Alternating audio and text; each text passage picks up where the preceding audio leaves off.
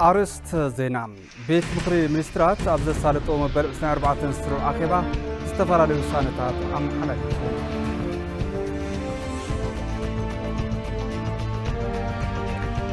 منستر ديتا كوميونيكيشن منجستي كبر دسيسا زغطلو شدشت معلتات باقمين سيامن أكبران بزملكات مجلس هيبوم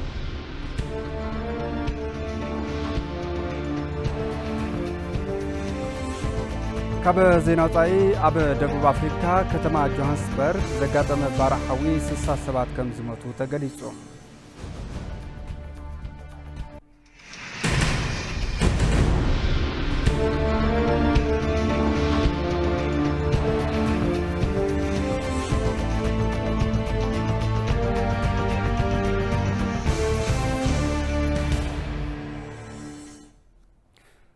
سلام طعنا بالله كبرات ملكتي نسعات تدالو زيناتات حزنا مزينا لنا مزيناتات أنا برهان في السايم سنة مكتتال بيت مخري منسترات أبز سالطو مبل 24 سروع أخباز تفراليو سانتات أم حلاليفهم بيت مخري مس منجست الطليان أبز تفرمو سممعات لقاح 56 مليون يورو أديبو أبز قبرو زتا تلقاح أب منتا يوعل أبز بل زتيولوم بمسارات زي 10 مليون يورو نممحاش كيدبونا نستسناد بروجكت مفصمي 22 مليون يورو أبا كابتات قصر فترة عدل سراح كب نمبالن عود أغرو إندستري نمدقافن 4 مليون يورو دمام أبا تفاسسات عواشن واب شبلين زلاق لمعات حافتمين سرعات ممحدارن نمزرقاح كم زوعل تنتيروم بمسارات زي كاب ولد نت أمخانو أب 3 عامتات زخفل مخانون مس بوليسي لقاح زهجر كم زطعمن بمرققات نتسم معنات بملو دمصي بمقبال نبايتو كتزبي نكم حلالف وسينو لهم بتماثالي مس عالم لخ محبر لمعات استفرم سممعات لقاح 350 مليون دولار بتوساخي نلمعات حيل سب زوع لقاح 50 مليون دولار زتزاتين تخون كلتيوم سممعات بمقبال تحت أطوت نزلوهم عبقت أرزنا بركفالات حبرة ساب قرب ممحاش حيل إلكتريك تبصحي كم زقبر تزاتيوم توم لقاحات كاب ولد نت أمخانهم عبد 38 عام تخفيلهم ززازم مخانهم وزت بمزتاي نكصدقو ناباي توكل تزبي نكم حلال فوسينو لهم بتوساخي رك وصاي نمسلات علمهم زقربو أجندة تزرعين تخون مس فيدريشن منجست روسيا بوتادراو تكنيكال متحبارن نزركبو أمراو وصيتاتن فترة سراح حلوة نمقبر استفرمو سممعات تبيت مخري ذاتيو يوم سممعات متكلات حبراوي تربحنت مسارات بمقبر استفرم كم زخونه بمرققات بملو دمصي تقبلو عباي توكل تزبي نخصدق أم حلاليف ولهم أبا متعايشي سممعات ايجنسي مرحانيتات أفريكا مس منجست ليبانوس أب عودي موفار سراح استقبر سمم ديبلوماتيك باسبورت منجستات هندن دو كوريان نزحازو سبات فيزا بزعبا متراف استقبر كلتي أو سممعات مس منجستي باكستان استفرم سممعنات نقدي بزملكات ات بيت مخري استزاتين تخون توم سممعات عبا بايتو كتزبي نكس أدكو بملو دمسي وصان هيبوم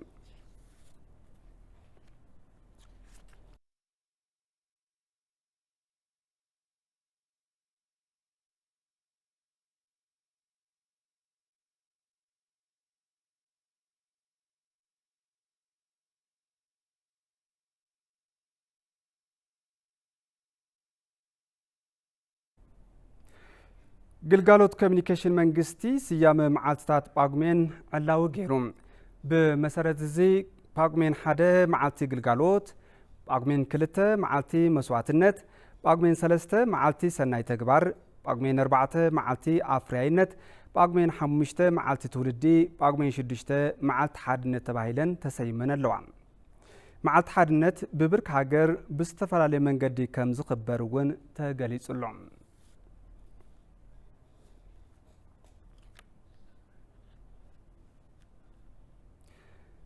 منستر ديتا كوميونيكيشن منجستي كبر دسيسا زغصلو 6 معالتات باقمين سيامنا كابران بزملكت مجلس هيبوم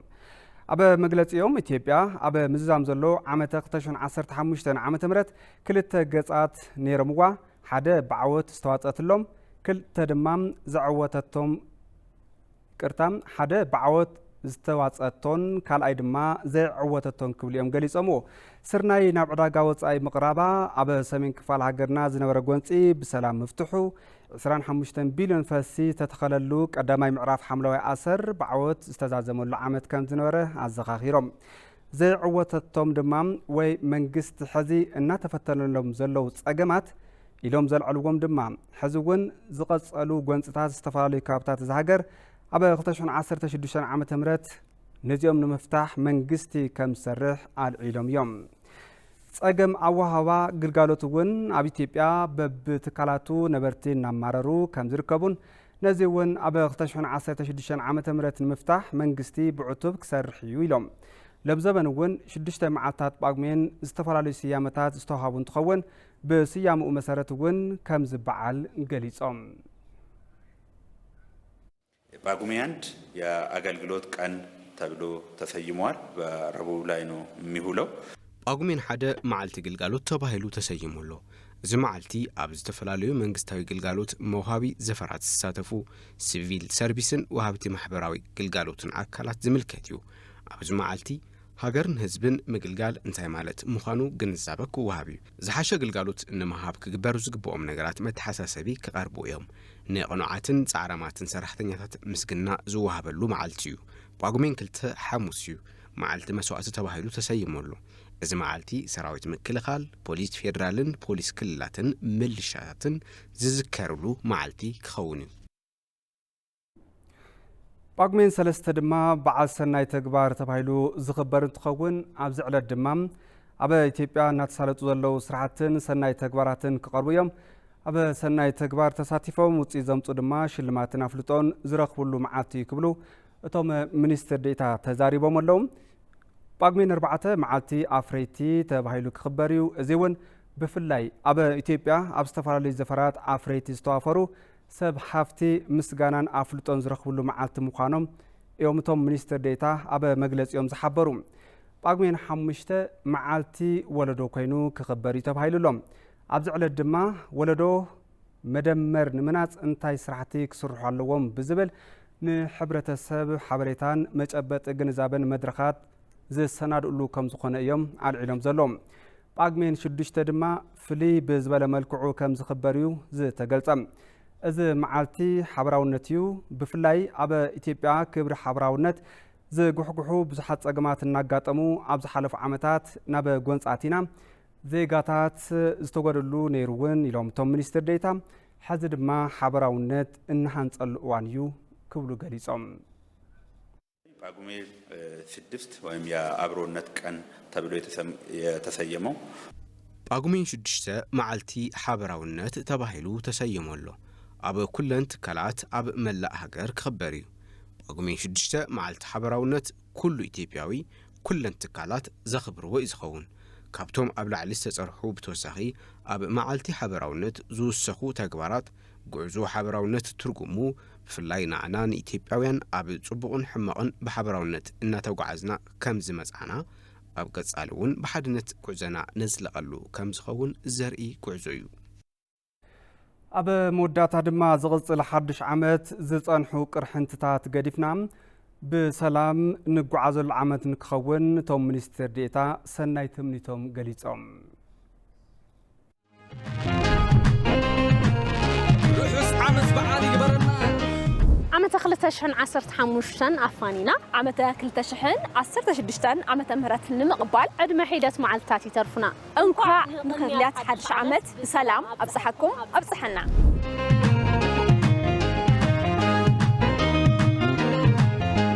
ኣብ ድሩ ሓድሽ ዓመትን ሰላምን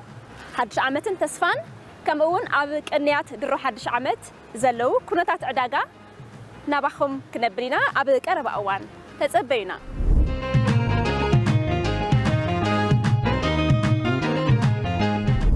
ከም ሃገር ብፍላይ ድማ ከም ክልል ትግራይ ተረኺቡ ዘሎ ሃዋህው ሰላም ውሑስ ንምግባር ግደ ክፋላት ሕብረተሰብ እንታይ ይመስል ዝብል ክንደስስ ኢና ተጸበዩና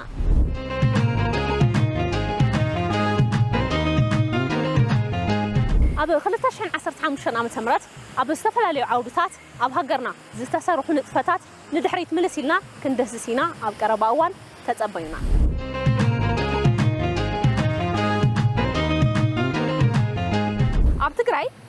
ዓውድታት ዝውገኑ ዘለው ንጥፈታት ብስፍሓት ክንድስሲና ኣብ ቀረባ እዋን ተጸበይና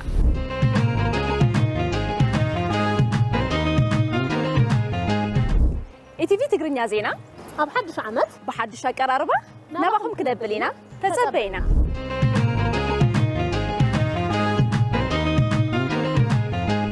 መጻኢ ሓድሽ ዓመት ዓመተ ሰላም ዓመተ ረህዋ ዓመተ ፍቕርን ሓድነትን ዓመተ ቅሳነትን ክኾነልኩም ንምነይ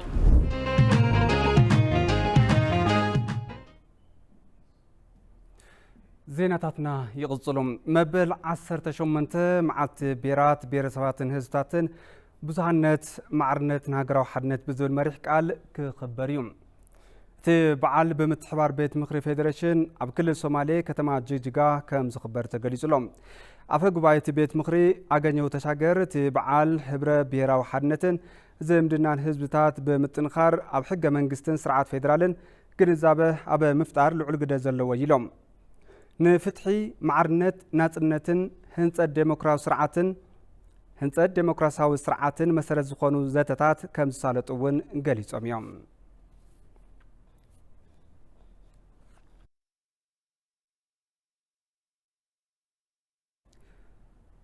ሚኒስትር ዴኤታ ጉዳያት ወጻኢ ኣምባሳደር ምስጋኑ ምስ ተወካሊ ፕሮግራም ምግቢ ዓለም ኣብ ኢትዮጵያ ክሪስ ኒኮይ ተዛትዮም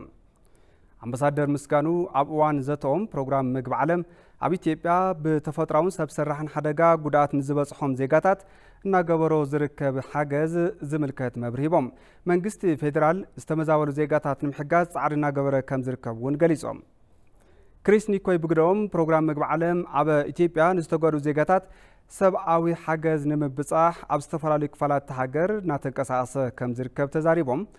ኣብቲ እዋን ዘተ ተቃላዕቲ ዝኾኑ ክፋላት ሕብረተሰብ ንምሕጋዝን ብሓባር ንምስራሕን ከም ዝተስማዕምዑ ካብቲ ሚኒስትር ዝረኸብናዮ ሓበሬታ የረድም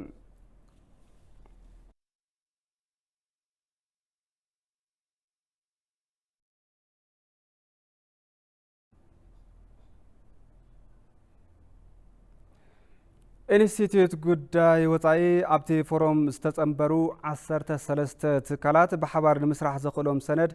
መተኣታተዊ ተፈራሪሞም እቲ ፎረም ብመጽናዕትን ብምርምርን ዝተሓገዙ ትልሚ ልምዓት ፖሊሲ ንምቕራብ ከም ዝኾነ እውን ተሓቢሩሎም ትካላት ምርምር ንሓበራዊ ምትሕባር ቀዳምነት ብምሃብ ውጽኢታት ምርምር ንምስፋሕ ከም ዝሕግዝ ተሓቢሩሎም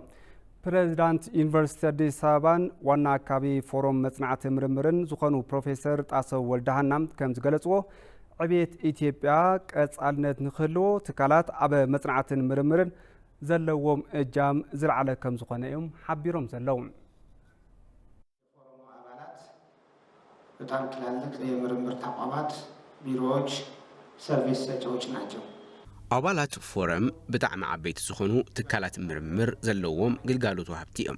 ኩሎም ብቐጥታ ይኹን ብተዘዋዋሪ ፍልጠት ወሃብቲ እዮም ኣብ ዝተፈላለየ እዋን ዝተፈላለየ ሓሳብ ምርምር ብምቕራብ ተግባራዊ ንክኸውን ድማ ብምጽዓር ጸገም ሃገርና ንኽንኪ ዕብየታ ድማ ዝለዓለ ንክኾን ዝጽዕሩ ትካላት እዮም ዋና ዓላማ ምስረታቲ ፎረም ኣብ ቀጻሊ ኢትዮጵያ እተሳልጦም ትልሚ ልምዓት ብመጽናዕትን ብምርምርን ዝተሓገዙ መማረፂ ፖሊሲን ምቕራብ ከም ዝኾነ እውን ተሓቢሩሎም ትካላት ምርምር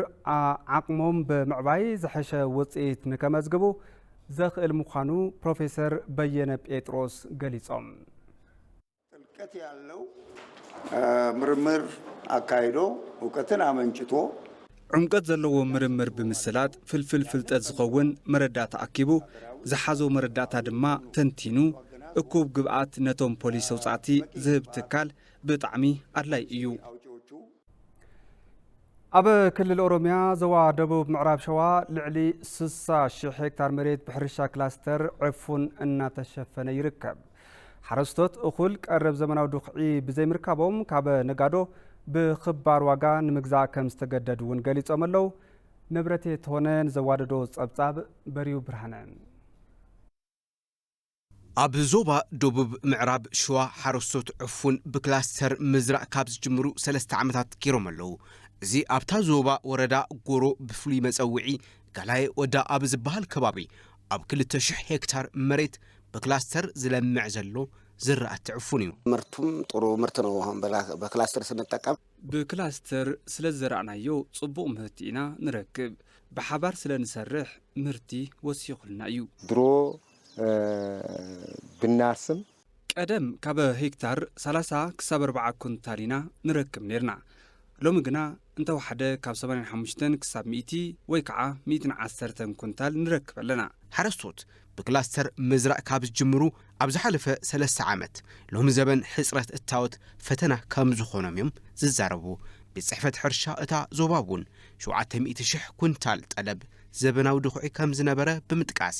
እቲ ዝተባጽሐ ግን 400,000 ኩንታል ጥራሕ ምዃኑ የረድእ ኣመሓዳሪ ወረዳ ጎሮ እውን እዚ ዝራእቲ ዕፉን እዚ ሎሚ ብጻዕሪ ሓረስታይን ሰብእ ሞያን ኣብ ዝሓሸ ኩነታት ይብጻሕ ዳ እምበር ሕፅረት እታወት ፈተና ኮይኑ ነይሩ ብምባል ሐሳብ እቶም ሓረስቶት የራጉዱ በተለይ አሁን እኛ አካባቢ የሚፈለገው ልሙ የሚባል ቫራይቲ በጣም ይፈለጋል ኣብ ከባቢና ልሙ ዝበሃል ዓሌት ተዳልዩ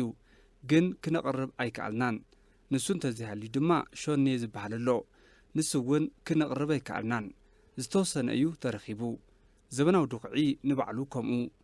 ለምዘበን ካብ ሄክታር 120 ኩንታል ኢና ንጽበም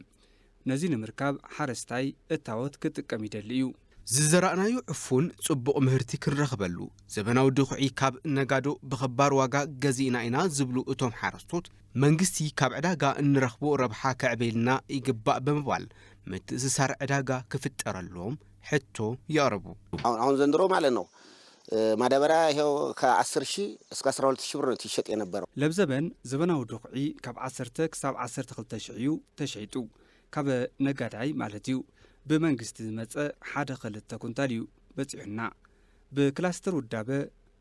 ተተውሃበና እውን ልዕሊ እዩ ዝደሊ እዚ ዝራእቲ ብምዃኑ እኽልና እንትንሸጦ ዋግኡ ትሑት እዩ ምትእስሳር ዕዳጋና ድኾም እዩ ብጽሕፈት ሕርሻ ዞባ ደቡብ ምዕራብ ሸዋ ዩኒናት ብዝሓሸ ዋጋ ምህርቲ ካብ ሓረስቶት ንኽገዝኣ እናትሰርሐ ምዃኑ ገሊጹ ኣሎ ገበሬ ያመረተው ምርት ደና ገበያ እንዲያወጣለት አሁን ከዩኒየን ጋር ነው ትስስሩ ሓረስታይ ዘፍረዮ ጽቡቕ ዕዳጋ ከምጸሉ ምስ ዩኒየናት ክተኣሰር እዩ በብጣቢኡ ማሕበራት ኣለዋ ማሕበራት ይገዝኣ ካብ ማሕበራት ድማ ዩኒየናት ይቕበላ ዩኒየናት ካብ ሓረስቶት እንትገዝኣ ካብቲ ኣብ ዕዳጋ ዘሎ ዋጋ ወሲኸን እየን ዝገዝኦ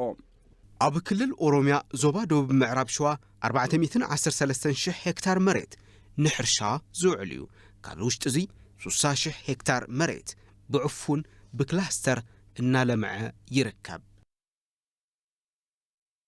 ዜጋታት ዲጂታል ክእለቶም ንህንጸት ሰላም ከውዕልዎ ከም ዝግባእ ሚኒስትር ዴታ ኢኖቬሽን ቴክኖሎጂን ሕሩያ ዓሊ ገሊጸን ኩባንያ ሜታ ዘሰናድኦ ኣብ ኣድላይነት ዲጂታል ክእለትን ህንጸት ሰላምን ዝጠመተ ዘተ ኣብ ኣዲስ ኣበባ ተሳሊጡ ዲጂታል ቴክኖሎጂ ናብራ ሰባት ኣብ ምቅላል ልዑል ግደ ዋላ እንተሃሎ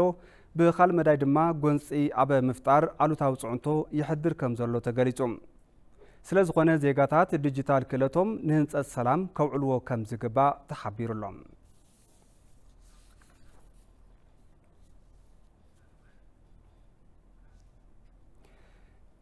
ቀዳማይ ሚኒስትር አብይ አሕመድ ንሚኒስትር ትምህርቲ ፕሮፌሰር ብርሃኑ ነጋ ቻንስለር ዩኒቨርሲቲ አዲስ አበባ ንክኾኑ ሸይሞምዎም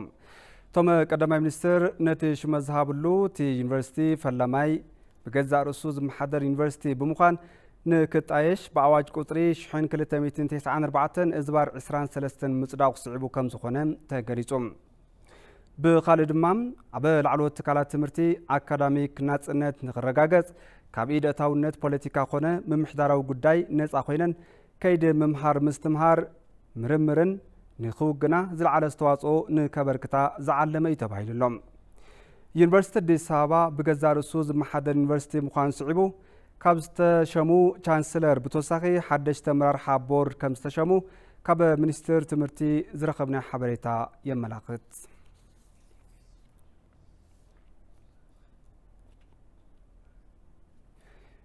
ሰላም ንኩሎም ምንቅስቃሳት ህይወት ደቂ ሰባት መሰረታዊ ምዃኑ ምሩቕ ነገረ መለኮት መምህር ሃፍታሙ ኣድሓና ገሊጾም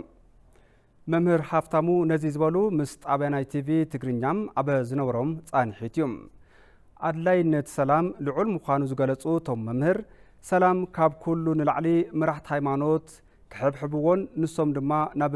ናይ መንፈስ ደቆም ከውርድዎን ከም ዝግባእ እዮም ምዒዶም ጌታቸው ዓለሙ ተወሳኺ ኣለዎም ደቂ ሰባት ብዘይ ዝኾነ ጸገም ወፂኦም ንከኣቱ ሰሪሖም ንክነብሩ ወሊዶም ንከዕብዩ ኮታስ ተሓጓሶምን ሓዘኖምን ብግቡእ ንክገልጹ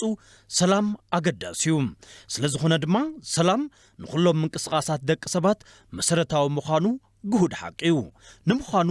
ሰላም ብዓይኒ ቤተ ክርስቲያን ከመይ ይርአ እንትንብል ንምሩቕ ነገረ መለኮት ዩኒቨርሲቲ ካቴድራል ቅድስት ሥላሴ መምህር ሃፍታሙ ኣድሃና ሓቲትናዮም ናይ ብሉይ ኪዳንን ናይ ሓድሽ ኪዳንን ኣጣሚራ ዝሓዘት ቅድስት ቤተ ክርስቲያንና ኩልቲኡ ስለ ሰላም እያ ትምህር ማለት እዩ ብብሉይ ኪዳን እውን ብሓድሽ ኪዳን እውን ኣብ ብሉይ ኪዳን ስለ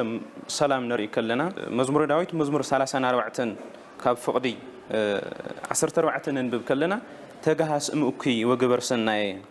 ካብ ክፉእ ረሓቕ ሰናይ ከዓ ግበር ህስሳ ለሰላም ወዴግና ንሰላም ድማ ድለያ ሰዓባ እውን ይብል እዚ ኣብ ብሉይ ኪዳን ዘሎ ቃል እዩ ማለት እዩ ስለዚ ሰላም ቅድስት ቤተ ክርስቲያንና ትምህሮ ኣብ ብሉይ ኪዳን እውን ካብ ሓድሽ ኪዳን እውን ክልቲኡ ኣጣምራ ስለ ሰላም ትምህር ትመክር ትምዕድ እውን ማለት እዩ ሰላም ካብ ኩሉ ንላዕሊ ንደቂ ሰባት ማሕበራዊ ቁጠባውን ፖለቲካውን ንቕሓታቶም ንኽፍጽሙ ከም ዘድልዮም መምህር ሃፍታሙ ገሊጾም ሰላም ዘድልዮ ንደቂ ሰባት እዩ ንደቂ ሰባት እዚ ሰላም እዚ ካብ እግዚአብሔር ኣምላክ ዝተዋሃበና ስለ ዝኾነ እግዚአብሔር ኣምላክ ድማ ዝደልዮ ኣብ ደቂ ሰባት ሰላም ይደሊ ማለት እዩ ንኣብነት ሓደ ኣቦ ኣብ ውላዱ ኣብ ደቁ ሰላም ኩሉ ይፈቱ ማለት እዩ እግዚአብሔር ኣምላክ ድማ ኣብ ደቂ ሰባት ጠቕላላ ሰላም ንክህሉ ይፈቅድ ማለት እዩ ሰላም ይዝድለ ስለዚ እዚ ሰላም እዚ ኣብ መንጎ መን ክኸውን ኣለዎ እንድሕር ተባሂሉ ኣብ ደቂ ሰባት ክኸውን ኣለዎ ምክንያቱ ደቂ ሰባት ሰላም እንድሕር ኮይና ዓለም ሰላም ስለ ዝኸውን ማለት እዩ ለባውያን ኢና ነስተውዕል ኢና ሓስብና ብዙሕ ነገራት እንገብር ሰባት ስለ ዝኾንና ስለዚ ኣንሕና ሰላም ምስኾንና ጠቕላላ ዘሎ ነገራት እንስሳት ኣራዊት እውን ሰላም ይኾኑ ማለት እዩ ሰላም ካብ ኩሉ ንላዕሊ መራሕቲ ሃይማኖት ክሕብሕብዎን ንሶም ድማ ናብ ናይ መንፈስ ደቆም ከውርድዎን ከም ዘለዎም መምህር ሃፍታሙ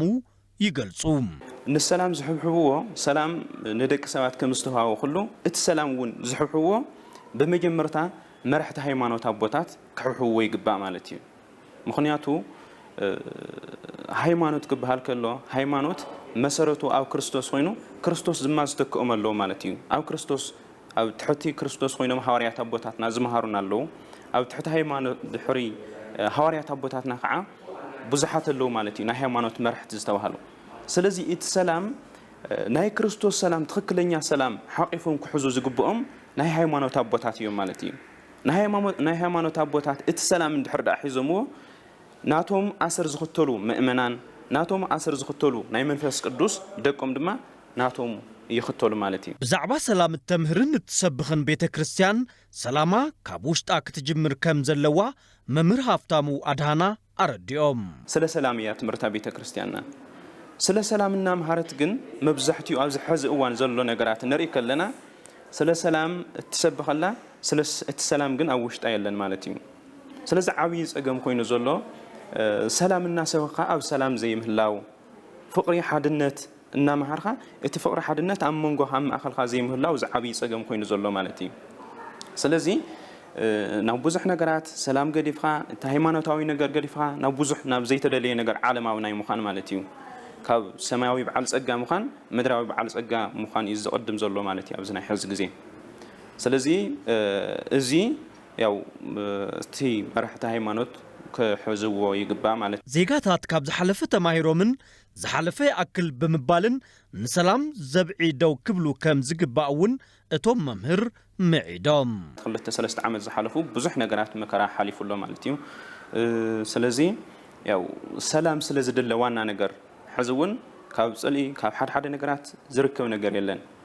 ኢየሱስ ክርስቶስ እንታይ እዩ ዝበለና ማቴዎስ ወንጌል ምዕራፍ 5 ካብ ፍቕዲ 9 ንንብብ ከለና ብፁዓን ገባርያነ ሰላም እስመ እምንቱ ወለደ እግዚአብሔር ይሰመዩ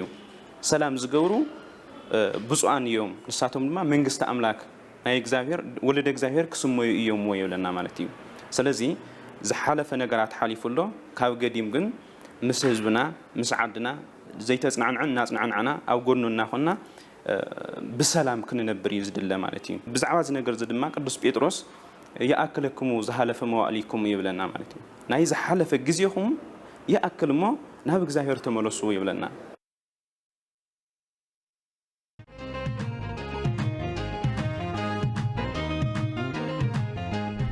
انكوا نقنا حدش عمت أبصحكم أبصحنا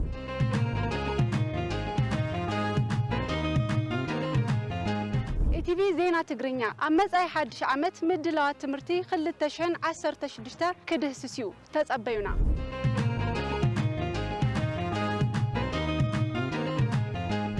ኢትዮጵያ ኣባል ብሪክስ ምዃና ዘለዎ ኩለ መዳይ ረብሓ ክንድህስሶ ኢና ተጸበዩና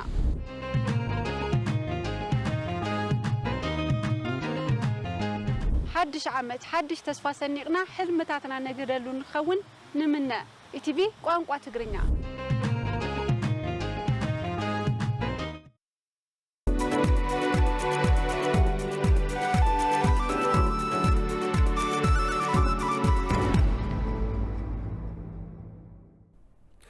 ተበልከትና ካብ ኢቲቪ ትግርኛ ነሰዓት ተዳሉ ዜናታት ኣብ ምክታል ትርከቡ ሕዚ ድማ ናብ ዜና ዕዳጋ ክሰግር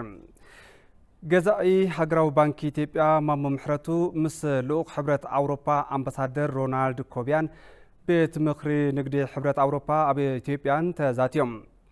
እቲ ዘተ ኣብ ፖሊሲ ገንዘብ ኢትዮጵያ ኣብ ዘፈር ባንክን ኢንቨስትመንትን ዘድሃበ ከም ዝነበረ ካብ ሃገራዊ ባንኪ ኢትዮጵያ ዝረኸብና ሓበሬታ የረድም ኣይተ ማሞ ምሕረቱ ኣብቲ ዋንዘተ ሃገራዊ ባንኪ ኣብ ዘፈር ባንክን ኢንቨስትመንትን እቲ ሃገር ኣድላይ ዘበለ ስራሕቲ ምምሕያሽ ንምግባር ብቆራጽነት ከም ዝሰርሕ ኣረጋጊጾም